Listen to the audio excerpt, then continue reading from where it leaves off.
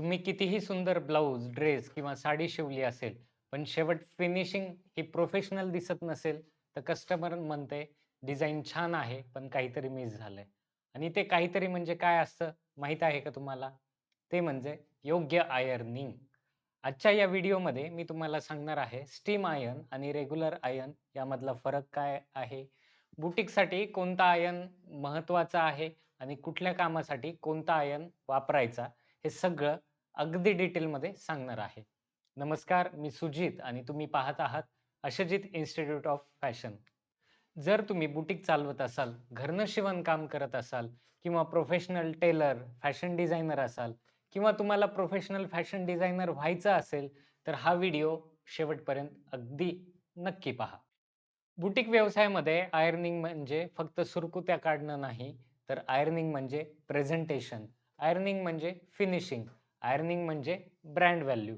एकच ड्रेस एकदा नीट आयर्न करा आणि एकदा नीट आयर्न न केलेला ड्रेस म्हणजे हे दोन्ही ड्रेस तुम्ही तुमच्या कस्टमर समोर ठेवा. कस्टमरला फरक लगेच जाणवेल. आता आधी पाहूया रेग्युलर आयर्न म्हणजे काय? तर रेग्युलर आयर्न म्हणजे ड्राय आयर्न. तापमानावर चालणारं ते आयर्न असतं. घरगुती वापरासाठी हे आयर्न जास्त करून वापरलं जातं. मग रेग्युलर आयर्नचे फायदे काय आहेत? तर रेग्युलर आयर्न हे हलक्या कपड्यांवर आपण करू शकतो. साधं शिवणकाम केलेलं असेल तर त्याच्यावर करू शकतो. सुरुवातीच्या लेव्हलसाठी योग्य आहे. बजेट फ्रेंडली पण आहे. पण साध्या आयर्नच्या मर्यादा काय आहेत माहिती आहेत का? तर ते जाड कपड्यावर हवं तसं फिनिशिंग मिळत नाही. सीम्स नीट सेट होत नाहीत किंवा प्रोफेशनल लूक मिळत नाही. आता जर तुम्हाला तुमच्या बुटीक व्यवसायामध्ये गेम चेंजर बनायचं असेल, तर त्यासाठी तुम्हाला स्टीम आयर्न वापरणं गरजेचं आहे. तर स्टीम आयर्न म्हणजे काय? तापमान अधिक वाफ, कापडाच्या आतपर्यंत वाफ जाते, फायबर सॉफ्ट करते. स्टीम आयर्नचे मोठे फायदे देखील आहेत. सुरकुत्या पटकन निघतात, स्टीम्स प्रोफेशनल सेट होतात, ब्लाउज, ड्रेस, साडीला प्रीमियम लूक येतो. कस्टमर वॉव नक्कीच म्हणतं. विशेषतः सिल्क असेल, ब्रोकेट असतील, नेट असतील, हेवी ब्लाउज असतील, एम्ब्रॉयडरी वर्क केलेले ब्लाउजेस असतील, या सगळ्यांसाठी स्टीम आयर्न अत्यंत महत्त्वाचं आहे. बुटीकमध्ये आपण फक्त कपडे शिवत नाही, तर आपण विश्वास विकतो. स्टीम आयर्नमुळे फिटिंग नीट दिसते, पॅटर्न हा शार्प दिसतो. फोटोशूट पूर्वी तर कपडे छान रेडी होतात. कस्टमर रिपीट नक्की येते तुमच्याकडे. मग एक गोष्ट लक्षात ठेवा, प्रोफेशनल बुटीक म्हणजेच प्रोफेशनल टूल्स. मग रेग्युलर आयर्न वापरायचा असेल, तर त्याच्यावरती आपण काय करू शकतो? फक्त लाइनिंगला प्रेस करू शकतो. कापड कटिंग करण्यापूर्वी आपण प्रेस करू शकतो. साधे कॉटनचे ब्लाउज असेल किंवा घरगुती ऑर्डर्स असतील, याच्यावर आपण रेग्युलर आयर्न वापरू शकतो. परंतु स्टीम आयर्न कुठे वापरायला पाहिजे? कशी वापरायला पाहिजे?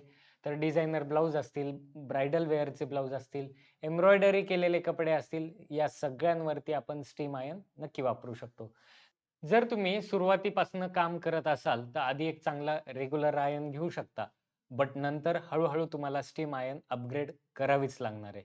पण जर तुम्ही प्रोफेशनली बुटीक चालवत असाल किंवा घरनं शिवणकाम करत असाल, तर तुमच्याकडे स्टीम आयर्न असणं आवश्यक आहे आणि स्टीम आयर्न खरेदी करायला तुम्हाला खर्च लागत नाही, कारण ती तुमची एक इन्व्हेस्टमेंट असते. लक्षात ठेवा, शिवणकाम हे हाताने होतं, पण परफेक्शन हे आयर्निंगमुळेच दिसतं. जर तुम्हाला तुमचं बुटीक हे प्रोफेशनली वाढवायचं असेल, कस्टमरला तुम्हाला इम्प्रेस करायचं असेल किंवा तुम्ही घरनं प्रोफेशनल शिवणकाम करत असाल किंवा तुमचं काम हे ब्रँड लेव्हलला नेऊन पोहोचवायचं असेल, तर तुम्ही योग्य आयर्न निवडणं खूप गरजेचं आहे.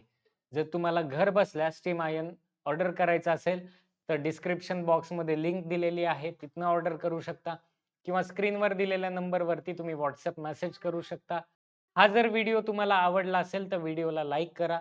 चॅनलवर नवीन असाल, तर चॅनलला सबस्क्राईब करा. हा व्हिडिओ तुम्ही Facebook, Instagramवर पाहत असाल, तर तुम्ही आम्हाला नक्की फॉलो करा आणि तुम्ही कोणती आयर्न वापरता हे कमेंट करून नक्की सांगा.